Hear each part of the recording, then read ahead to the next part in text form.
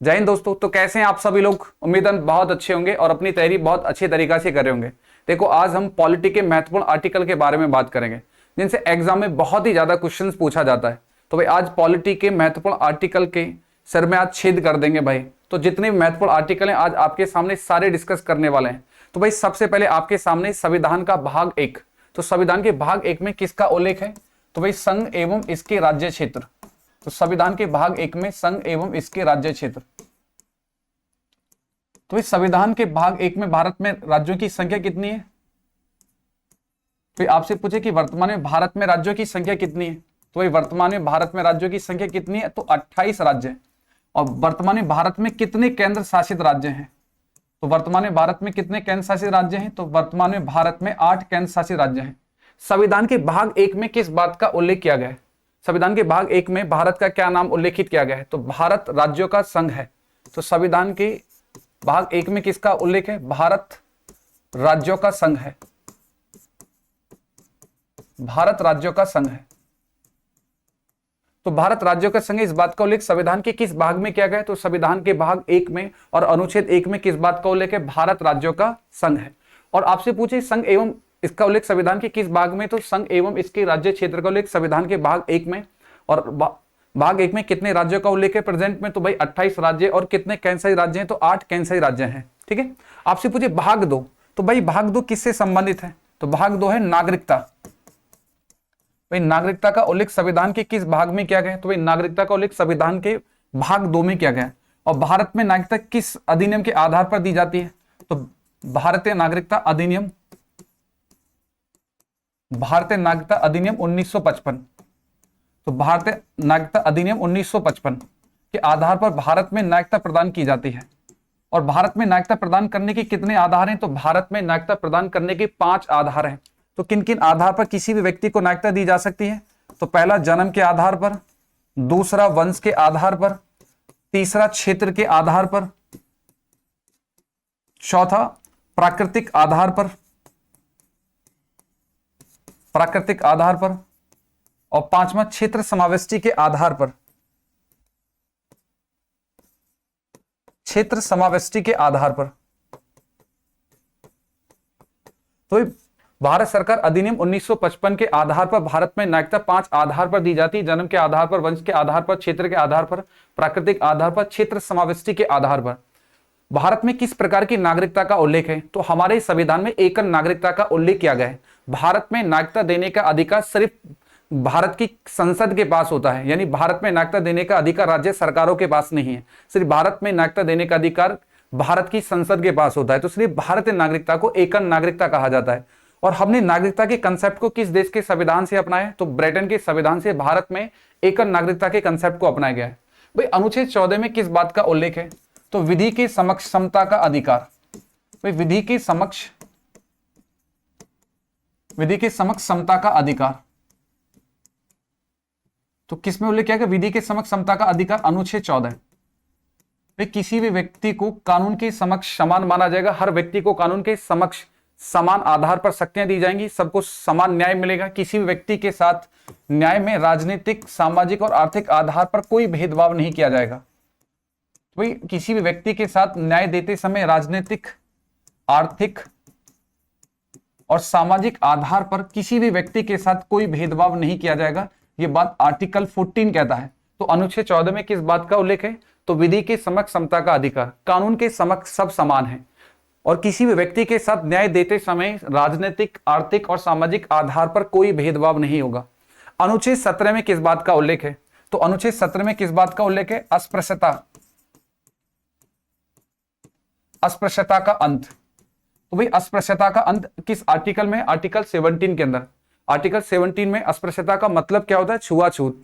यानी किसी भी व्यक्ति को किसी भी सार्वजनिक स्थल से पानी पीने से या किसी भी तालाब से पानी पीने पर या किसी भी सार्वजनिक स्थल पर बैठने से कोई भी उसके साथ भेदभाव नहीं किया जाएगा आर्टिकल 17 के आधार पर। तो आर्टिकल 17 में किसका उल्लेख है? अस्पृश्यता का अंत। भाई अनुच्छेद 80 में किस बात का उल्लेख है? तो भाई विद्या एवं सेना के सिवा, सेना के सिवाय, विद्या एवं सेना के सिवाय जाति आधार पर उपाधियों का अंत, जाति आधार पर उपाधियों का अंत, उपाधियों का अंत। तो भाई किसी भी अनुच्छेद 18 क्या कहता है कि भाई सेना और विद्या के क्षेत्र में जाति आधार पर उपाधियां दी जा सकती हैं और विद्या सेना के क्षेत्र के सिवा किसी भी क्षेत्र में जाति आधार पर कोई उपाधियां नहीं दी जाएंगी। ये बात आर्टिकल 18 कहता है। भाई अगला है आर्टिकल 19। तो आर्टिकल 19 में किस बात की स्वतंत्रता है? तो भाई आर्टिकल 19 में हमें बोलने की स्वतंत्रता दी गई।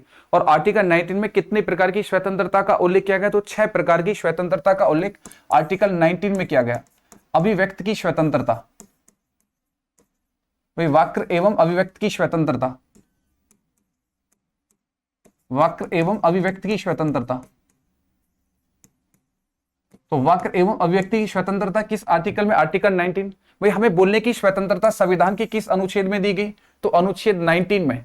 भाई सम्मेलन करने की स्वतंत्रता आर्टिकल 19 में। संघ बनाने की स्वतंत्रता आर्टिकल 19 में। भाई निवास करने की स्वतंत्रता आर्टिकल 19(4) में। और भाई संचरण यानी भारत की किसी भी जगह पर भ्रमण करने की स्वतंत्रता। और आर्टिकल 6 यानी वृत्ति यानी व्यापार करने की स्वतंत्रता संविधान के किस आर्टिकल में दी गई? तो आर्टिकल 19 में। तो आर्टिकल 19 में हमारे पास कितनी स्वतंत्रता है? तो आर्टिकल 19 में हमारे पास 6 प्रकार की स्वतंत्रता होती है, यानी बोलने की स्वतंत्रता, सम्मेलन करने की स्वतंत्रता, संघ बनाने की स्वतंत्रता, भारत के किसी भी राज्य में निवास करने की स्वतंत्रता, भारत के किसी भी क्षेत्र में भ्रमण करने की स्वतंत्रता और भारत के किसी भी राज्य में व्यापार करने की स्वतंत्रता आर्टिकल 19 के आधार पर हमें प्राप्त होती है। तो अनुच्छेद 19 में कितने प्रकार की स्वतंत्रता का उल्लेख है? तो आर्टिकल 19 में 6 प्रकार की स्वतंत्रता का उल्लेख किया गया। अनुच्छेद 23 में किस बात का उल्लेख है? तो भाई बलात्श्रम का प्रतिषेध, भाई बलात्श्रम का प्रतिषेध। और बलात्श्रम का प्रतिषेध क्या है? कि आपकी स्वेच्छा ना होने पर आपसे कोई भी कार्य कराया जाना, उसे आर्टिकल 23 का संवैधानिक उल्लंघन मानते हैं। तो किसी भी व्यक्ति का शोषण अगर किया जाता है तो किस आर्टिकल के आधार पर उसे संवैधानिक उल्लंघन माना जाएगा? तो भाई अनुच्छेद 23 के आधार पर उसे शोषण माना जाता है। ठीक है, तो आपकी स्वेच्छा ना होने पर आपसे कोई भी कार्य कराया जाना आर्टिकल 23 का संवैधानिक उल्लंघन होगा। तो बलात्श्रम का प्रतिषेध। देखो बंधुआ मजदूरी पूछे तो बंधुआ मजदूरी भी किस में आती है? बंधुआ मजदूरी अधिनियम 1976। तो बंधुआ मजदूरी अधिनियम 1976 आर्टिकल 23 के अंतर्गत आता है। भाई यदि आपके द्वारा किसी व्यक्ति को कोई कर्ज दिया गया और वो व्यक्ति आपका कर्ज अदा करने में सक्षम नहीं है और आपने उस व्यक्ति से कोई भी कार्य कराया और कार्य कराने पर यदि आपने उसकी मजदूरी अदा नहीं की तो आर्टिकल 23 का उसे संवैधानिक उल्लंघन माना जाएगा। तो भाई बंधुआ मजदूरी अधिनियम 1976 कहता है कि यदि आपने किसी भी व्यक्ति से कोई भी कार्य कराया है तो आपको उस कार्य कराने की मजदूरी अदा करनी होगी, आर्टिकल 23। तो बलात्श्रम का प्रतिषेध, ठीक है। और बंधुआ मजदूरी किस आर्टिकल के अंतर्गत? आर्टिकल 23। आर्टिकल 24 में किस बात का उल्लेख है? तो भाई 6 से 14 वर्ष की आयु के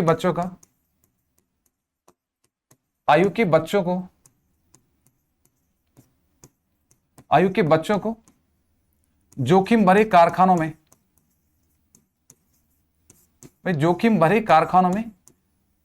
कार्य करने पर प्रतिबंध,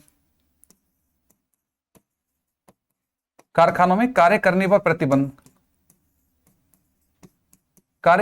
प्रतिबंध। तो भाई आर्टिकल 24 कहता है कि 6 से 14 वर्ष के आयु के बीच के बच्चों को जोखिम भरे कारखानों में कार्य नहीं करने दिया जाएगा, उन्हें अनुमति नहीं दी जाएगी।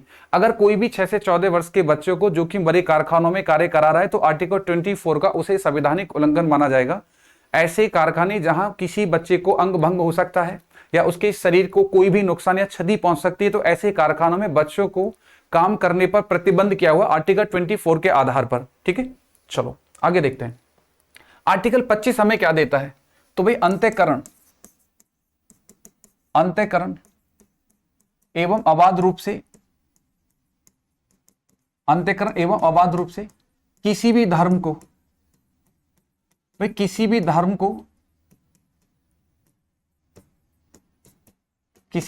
को अपनाने और उसका प्रचार प्रसार करने की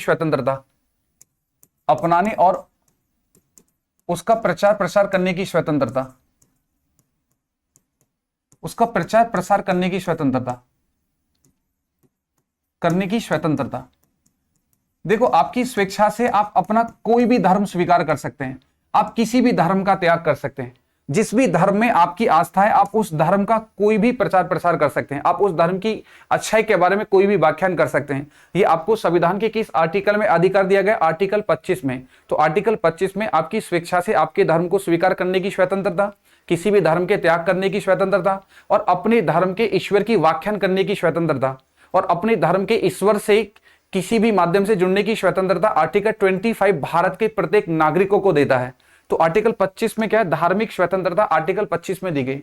अनुच्छेद 32 जिसे संविधान की आत्मा कहा गया, इसे क्या बोलते हैं? संवैधानिक उपचारों की स्वतंत्रता, संवैधानिक उपचारों की स्वतंत्रता। भाई, संवैधानिक उपचारों की स्वतंत्रता आर्टिकल 32 में। आर्टिकल 32 के आधार पर सुप्रीम कोर्ट यानी सर्वोच्च न्यायालय मौलिक अधिकारों का अंगरक्षक है। भाई, सर्वोच्च न्यायालय मौलिक अधिकारों का, सर्वोच्च न्यायालय मौलिक अधिकारों का संरक्षक है। भाई, अगर आपके किसी भी मौलिक अधिकार को आपसे वंचित किया जाता है तो आपको वो मौलिक अधिकार प्रदान कराना आर्टिकल 32 के आधार पर किसका कर्तव्य है? सुप्रीम कोर्ट का कर्तव्य है। तो सर्वोच्च न्यायालय, सर्वोच्च न्यायालय को मौलिक अधिकार का संरक्षण का अधिकार, संरक्षण का दायित्व, संरक्षण का दायित्व, ये बात किसमें लिखी गई? आर्टिकल 32 के अंदर। तो आर्टिकल 32 को संविधान की आत्मा किसने कहा? भाई, आर्टिकल 32 को संविधान की आत्मा, तो आर्टिकल 32 को संविधान की आत्मा डॉक्टर भीमराव अंबेडकर के द्वारा कहा गया। डॉक्टर भीमराव अंबेडकर ने आर्टिकल 32 को संविधान की आत्मा कहा। बाबा साहब अंबेडकर ने कहा कि यदि किसी भी व्यक्ति को अधिकार दिए जाएं और अधिकार का संरक्षण करता ना हो तो अधिकार पानी पर लिखाई के समान होते हैं। तो यदि किसी को अधिकार दिए गए तो अधिकार का संरक्षण करता भी होना चाहिए। तो यदि जनता को मौलिक अधिकार दिए जाते हैं तो मौलिक अधिकार का संरक्षण करता भी होना चाहिए। तो आर्टिकल 32 के आधार पर मौलिक अधिकारों का संरक्षण करता कौन होता है? सुप्रीम कोर्ट होता है। तो ध्यान रखना है कि भाई सर्वोच्च न्यायालय को मौलिक अधिकार का संरक्षण का दायित्व है। भाई, संवैधानिक उपचारों की स्वतंत्रता, संविधान सभा की आत्मा किसने कहा है? आर्टिकल 32 को बाबा साहब अंबेडकर के द्वारा। तो आर्टिकल 32 में क्या क्या है कि भाई बंदी प्रत्यक्षीकरण, आपके पास आर्टिकल 32 में बंदी प्रत्यक्षीकरण, भाई प्रतिषेध, प्रतिषेध, उत्प्रेषण, परामादेश, अधिकार प्रेक्षा। तो आर्टिकल 32 में 5 अधिकार सुप्रीम कोर्ट के पास होते हैं। अधिकार प्रेक्षा,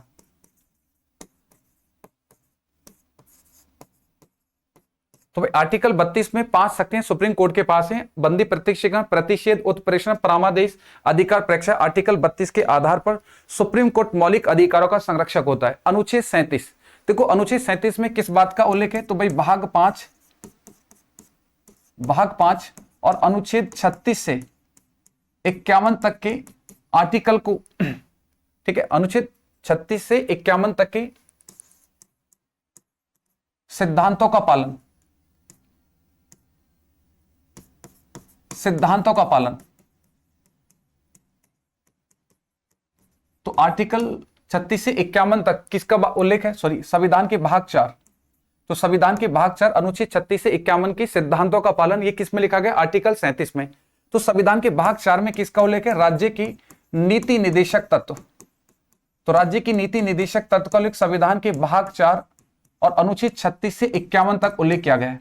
तो अनुच्छेद 37 क्या कहता है कि राज्य की नीति निदेशक तत्व के सिद्धांतों का पालन करना। आर्टिकल 37 के अंतर्गत राज्य की नीति निदेशक तत्व किस देश के संविधान से अपनाए? तो आयरलैंड के संविधान से राज्य की नीति निदेशक तत्वों को अपनाया गया है। और राज्य की नीति निदेशक तत्व गैर नियोजित होते हैं, यानी राज्य की नीति निदेशक तत्व को लेकर अगर कोई भी विवाद होता है तो उस पर निर्णय लेने की स्वतंत्रता राज्य सरकार और केंद्र सरकार के पास होती है। न्यायपालिका इन पर कोई भी निर्णय नहीं ले सकती राज्य की नीति निदेशक तत्व पे, ठीक है। अनुच्छेद 39A क्या है? भाई गरीबों के लिए निःशुल्क न्यायिक व्यवस्था, गरीबों के लिए निःशुल्क कानूनी व्यवस्था। तो गरीबों के लिए निःशुल्क कानूनी व्यवस्था आर्टिकल 39 के अंदर। और कौन सा संविधान संशोधन के द्वारा जोड़ा गया इसे? 42वां संविधान संशोधन 1976 के द्वारा। 42वां संविधान संशोधन 1976 इसे राज्य की नीति निदेशक तत्व में जोड़ा गया। तो 42वें संविधान संशोधन 1976 में लिखा गया कि ऐसे भारतीय जिनकी आय पर वर्ष पर ईयर 5 लाख रुपए से कम होगी, उन भारतीयों को निःशुल्क कानूनी व्यवस्था प्रदान करने का अधिकार किनका होगा? सरकारों का होगा, राज्य सरकार, केंद्र सरकार का होगा। तो गरीबों के लिए निःशुल्क कानूनी व्यवस्था आर्टिकल 39A। और किस संविधान संशोधन के द्वारा अधिकार दिया गया? तो 42वें संविधान संशोधन 1976 के द्वारा। अनुच्छेद 40 में किस बात का उल्लेख है? तो भाई अनुच्छेद 40 में किसका है? पंचायत का गठन। भाई पंचायत का गठन। तो पंचायत का गठन किसमें? अनुच्छेद 40 में पंचायत का गठन। भाई भारत में पंचायत को कब लागू किया गया? तो 73वां संविधान संशोधन। तो 73वें संविधान संशोधन 1992 के द्वारा। 1992 तो 73वें संविधान संशोधन 1992 के द्वारा पंचायत व्यवस्था को भारत में लागू किया गया। और पंचायत को कितवीं अनुसूची में जोड़ा गया? पंचायत व्यवस्था को तो 11वीं अनुसूची में पंचायत व्यवस्था को जोड़ा गया। तो पंचायत व्यवस्था को कौन से संविधान संशोधन के द्वारा? तो 73वां संविधान संशोधन 1992 के द्वारा। और पंचायत दिवस कब बनाया जाता है? तो 24 अप्रैल को पंचायत दिवस बनाया जाता है। तो 24 अप्रैल को हम क्या बनाते हैं? पंचायत दिवस बनाते हैं। तो भाई पंचायत के गठन का उल्लेख किस आर्टिकल में किया गया? तो अनुच्छेद 40 में पंचायत के गठन की बात की गई। भारत में पंचायत को किस संविधान संशोधन के द्वारा संवैधानिक दर्जा दिया गया? तो 73वें संविधान संशोधन 1992 के द्वारा। और पंचायत को कैवी अनुसूची में जोड़ा गया? 11वीं अनुसूची में। पंचायत दिवस कब बनाया जाता है? 24 अप्रैल को पंचायत दिवस बनाया जाता है। ठीक है। अनुच्छेद 44 तो भाई सभी भारतीयों के लिए एक समान नागरिक सिविल संहिता। सभी भारतीयों के लिए एक समान सिविल संहिता। तो भाई सभी नागरिकों के लिए एक समान सिविल संहिता का उल्लेख किस आर्टिकल में? तो अनुच्छेद 44 में सभी नागरिकों के लिए एक समान सिविल संहिता को लागू किया गया। तो भारत के किस राज्य में एक समान सिविल संहिता लागू की गई है? तो भाई किस राज्य में है? तो गोवा में। गोवा भारत का एकमात्र राज्य जहां एक समान नागरिक सिविल संहिता को लागू किया गया। तो भारत का ऐसा कौन सा राज्य है जहां एक समान नागरिक सिविल संहिता लागू की गई है?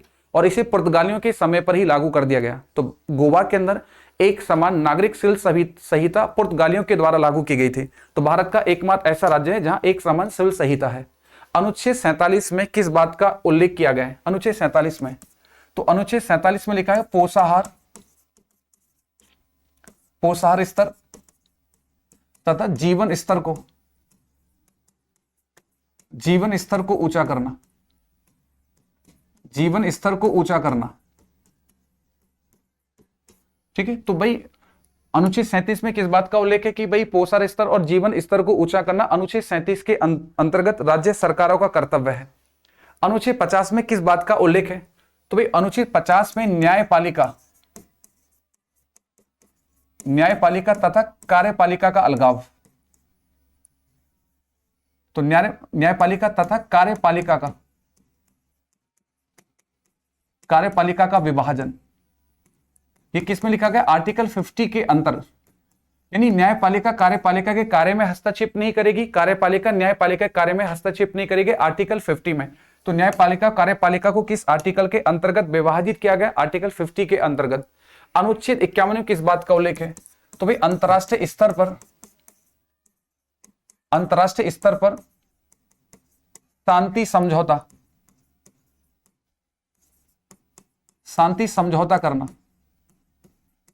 ये किसमें भाई? आर्टिकल 51 के अंतर्गत अंतरराष्ट्रीय स्तर पर शांति समझौता करना, शांति बनाए रखना, ये किसका कर्तव्य बताया गया? सरकार के कर्तव्य बताया गया। आर्टिकल 51 राज्य की नीति निदेशक तत्व में। भाई 51A में किस बात का उल्लेख है? भाई 51A में है मौलिक कर्तव्य। तो मौलिक कर्तव्य को किस आर्टिकल के अंतर्गत जोड़ा गया? तो मौलिक कर्तव्य को किस आर्टिकल के अंतर्गत? 51A। संविधान के किस भाग में मौलिक कर्तव्य का उल्लेख है? तो संविधान के भाग 4K में। और किस अनुच्छेद में मौलिक कर्तव्य का उल्लेख किया गया? तो अनुच्छेद 51A में मौलिक कर्तव्य का उल्लेख है। आपसे पूछे मौलिक कर्तव्य को किस देश के संविधान से अपनाए? तो किस देश के संविधान से मौलिक कर्तव्य अपनाए गए? तो सोवियत संघ। सोवियत संघ के संविधान से हमने अपने संविधान में मौलिक कर्तव्य अपनाए और सोवियत संघ को आज रूस के नाम से जानते हैं। किस समिति की सिफारिश पर मौलिक कर्तव्य हमारे संविधान में जोड़े गए? तो किस समिति की सिफारिश पर? सरदार स्वर्ण सिंह समिति की सिफारिश पर। सरदार स्वर्ण सिंह समिति। तो सरदार स्वर्ण सिंह समिति की सिफारिश पर मौलिक कर्तव्य को संविधान के अंदर जोड़ा गया। और कितने मौलिक कर्तव्य थे और कौन सा संविधान संशोधन था? तो 42वां संविधान संशोधन 1976 द्वारा। तो 42वां संविधान संशोधन 1976 के द्वारा 42वां संविधान संशोधन 1976 के द्वारा 10 मौलिक कर्तव्य हमारे संविधान में जोड़े गए। कितने? 10। लेकिन वर्तमान में कितने? 11। और 11वां मौलिक कर्तव्य कौन सा? तो भाई 86वां संविधान संशोधन। 86वां संविधान संशोधन 86वां संविधान संशोधन 2002 द्वारा मौलिक कर्तव्य की संख्या कितनी होगी? 11। और इसमें 11वां कौन सा मौलिक कर्तव्य? 6 से 14 वर्ष 6 से 14 वर्ष की आयु के बच्चों को शिक्षा तक पहुंचाना। शिक्षा तक पहुंचाना।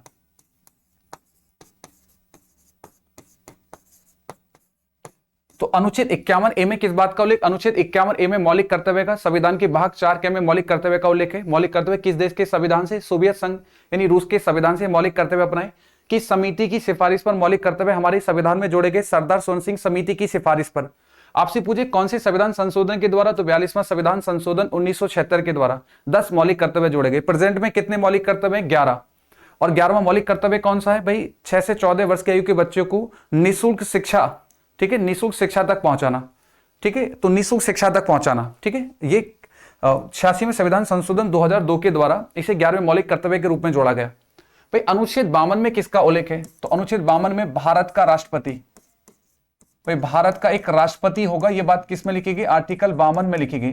भारत का संवैधानिक अध्यक्ष राष्ट्रपति होता है और तीनों सेनाओं का अध्यक्ष किसको कहा जाता है? राष्ट्रपति को। कमांडर इन चीफ कौन होता है? राष्ट्रपति। भाई अनुच्छेद 53 में क्या है? संघ की कार्यपालक शक्ति। संघ की कार्यपालक शक्ति ये किसमें? अनुच्छेद 53 में। अनुच्छेद 54 में क्या है भाई? राष्ट्रपति का चुनाव। राष्ट्रपति का चुनाव अनुच्छेद 54। अनुच्छेद 55 में क्या होगा? राष्ट्रपति के चुनाव का तरीका। राष्ट्रपति के चुनाव का तरीका। चुनाव का तरीका आर्टिकल 55। भाई आर्टिकल 56 में क्या होगा? आर्टिकल 56 में, तो आर्टिकल 56 में राष्ट्रपति का कार्यकाल। राष्ट्रपति का कार्यकाल आर्टिकल 56। आर्टिकल 57 में क्या है कि भाई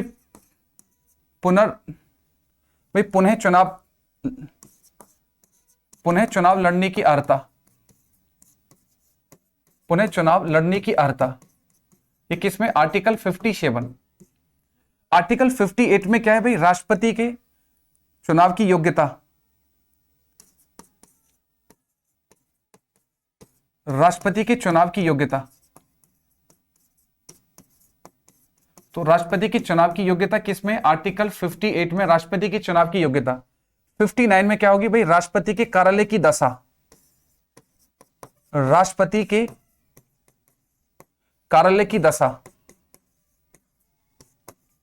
कार्यालय की दशाएं वो किसमें? आर्टिकल 59। आर्टिकल 60 में क्या होगी भाई? राष्ट्रपति की शपथ। भाई राष्ट्रपति को जो शपथ कराई जाती है वो किस आर्टिकल के अंतर्गत होती है? आर्टिकल 60 के अंतर्गत भारत के राष्ट्रपति की शपथ कराते हैं। आर्टिकल 61 में क्या है? राष्ट्रपति के ऊपर महाभियोग। यदि भारत का राष्ट्रपति अपने पद पर रहते हुए कोई भी संवैधानिक उल्लंघन करता है तो भारत के राष्ट्रपति पर महाभियोग प्रक्रिया लगाकर उसे पद से हटाया जा सकता है। भाई आर्टिकल 63 में किस बात का उल्लेख है? भारत का उपराष्ट्रपति। भारत का उपराष्ट्रपति। भारत का उपराष्ट्रपति किसमें आता है? आर्टिकल 63 में भारत के उपराष्ट्रपति का उल्लेख है। देश का दूसरा सर्वोच्च नागरिक पद कौन सा होता है? भारत का उपराष्ट्रपति। आर्टिकल 72 में क्या है भाई? राष्ट्रपति की क्षमादान शक्ति। भारत के राष्ट्रपति की क्षमादान शक्ति। भारत के राष्ट्रपति की क्षमादान शक्ति। भारत का राष्ट्रपति किस आर्टिकल के आधार पर क्षमादान देता है। आर्टिकल 72 के आधार पर भारत के राष्ट्रपति के द्वारा क्षमादान दिया जाता है और भारत का राष्ट्रपति 5 प्रकार के क्षमादान दे सकता है। एक क्षमा, दूसरा लघुकरण, तीसरा परिहार, चौथा विराम और पांचवा प्रविलंबन। तो भारत के राष्ट्रपति को 5 प्रकार के क्षमादान देने की शक्ति है। क्षमा, लघुकरण, परिहार, विराम और प्रविलंबन। आर्टिकल 72 के आधार पर भारत के राष्ट्रपति के द्वारा क्षमादान दिया जाता है। अनुच्छेद 76 में किसका उल्लेख है? भारत का महान्यायवादी। भारत का महान्यायवादी, महान्यायवादी। देखो, भारत का सबसे बड़ा विधि अधिकारी या भारत का सबसे बड़ा कानूनी अधिकारी, ध्यान रखना, भारत का सबसे बड़ा विधि अधिकारी है। भारत का सबसे बड़ा विधि अधिकारी। ऐसा कौन सा व्यक्ति जो अपने पद पर रहते हुए कार्य कर सकता है, अपने लाभ के पद पर रहते हुए कार्य कर सकता है? तो भाई भारत का महान्यायवादी अपने पद पर रहते हुए भी कार्य कर सकता है। ये आर्टिकल 76 के आधार पर ये केंद्र सरकार का अधिवक्ता होता है। केंद्र सरकार के ऊपर जो भी केस किए जाते हैं तो केंद्र सरकार की तरफ से केस की पैरवाई करने के लिए कौन आता है? पैरवी करने के लिए भारत का महान्यायवादी। तो आर्टिकल 76 में भारत का महान्यायवादी और भारत का सबसे बड़ा कानूनी और विधि अधिकारी महान्यायवादी होता है। भाई आर्टिकल 79 में किसका उल्लेख है? भारत की संसद। भारत की संसद। तो भारत की संसद का उल्लेख किसमें किया गया है? आर्टिकल 79 में। आपसे पूछे भारत की संसद के कितने अंग हैं? तो भाई कितने अंग हैं? 3। तो पहला राष्ट्रपति, दूसरा लोकसभा, तीसरा राज्यसभा। तो भारत की संसद के कितने अंग हैं? तो ध्यान रखना, भारत की संसद के 3 अंग हैं, लोकसभा, राज्यसभा, राष्ट्रपति। लेकिन आपसे पूछे कि भारत की संसद के कितने भाग हैं? तो भाई अगर संसद के भाग की बात कहता है कि भाई संसद के कितने अंग हैं या संसद के कितने भाग है, तो 3 हैं। और संसद के सदन की बात कहता है तो भाई सदन कितने हैं? तो सदन है 2। तो वो है लोकसभा और राज्यसभा। कि संसद के कितने सदन हैं? तो संसद के 2 सदन हैं, लोकसभा, राज्यसभा। और पूछता है कि संसद के कितने भाग और कितने अंग है? तो भाई संसद के 3 है, राष्ट्रपति, लोकसभा, राज्यसभा। और आर्टिकल 79 में किसका उल्लेख किया गया? संसद का उल्लेख किया गया आर्टिकल 79 में। आर्टिकल 80 में किस बात का उल्लेख है? तो आर्टिकल 80 में किसका है? राज्यसभा। और राज्यसभा संसद का क्या है? स्थायी सदन है। क्या है? स्थायी सदन। कभी भी विखंडित ना होने वाला सदन कौन सा है? राज्यसभा कभी भी विखंडित ना होने वाला सदन है। और राज्यसभा कब स्थापित किया गया? तो 1952 में राज्यसभा की स्थापना की गई। तो कभी ना विखंडित होने वाला सदन राज्यसभा। और आर्टिकल 80 में किस बात का उल्लेख किया गया? भारत की राज्यसभा का उल्लेख। आर्टिकल 81 में किसका उल्लेख है? लोकसभा। भाई लोकसभा को प्रतिनिधि सदन कहते हैं। भाई प्रतिनिधि सदन किसे कहा जाता है? तो प्रतिनिधि सदन लोकसभा को कहा जाता है। और जहां लोकसभा में जिस पार्टी के पास 50% प्लस एक बहुमत होता है उसके द्वारा ही अपनी सरकार बनाई जाती है 5 साल के कार्यकाल के लिए। अनुच्छेद 108 में किस बात का उल्लेख है? तो अनुच्छेद 108 में संयुक्त बैठक। संयुक्त बैठक किस आर्टिकल के अंतर्गत बुलाई जाती है? तो संयुक्त बैठक अनुच्छेद 108। संयुक्त बैठक के कंसेप्ट को किस देश के संविधान से लिया है? तो ऑस्ट्रेलिया के संविधान से संयुक्त बैठक के कंसेप्ट को लिया गया है। तो ऑस्ट्रेलिया के संविधान से संयुक्त बैठक के कंसेप्ट को लिया। तो भाई संयुक्त बैठक को किसके द्वारा संबोधित किया जाता है? अगर आपसे पूछता है तो संबोधित कौन करता है? तो संबोधित करता है भारत का राष्ट्रपति। तो संबोधित भारत के राष्ट्रपति के द्वारा की जाती है। और संयुक्त बैठक की अध्यक्षता कौन करेगा? तो अध्यक्षता करेगा लोकसभा अध्यक्ष। किसके द्वारा? लोकसभा अध्यक्ष के द्वारा। और अगर लोकसभा अध्यक्ष अनुपस्थित है तो फिर कौन आएगा? उपाध्यक्ष आएगा।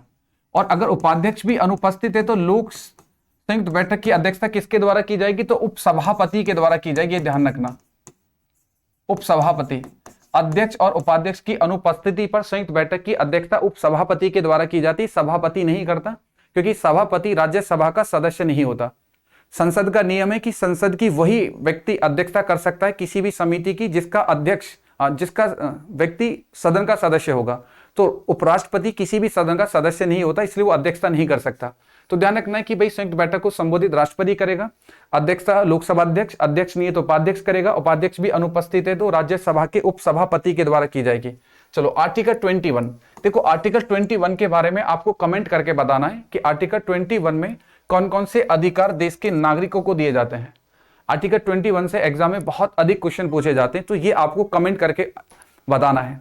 ये आपकी पॉलिटी में इंपॉर्टेंट आर्टिकल थे जिनसे एग्जाम में बहुत अधिक बार क्वेश्चन पूछे गए हैं, तो आपको ये विशेष कर ध्यान रखने हैं और एग्जाम में इनसे बहुत ज्यादा क्वेश्चन पूछे जाते हैं और इस आर्टिकल के बारे में आप कमेंट करके बताएंगे।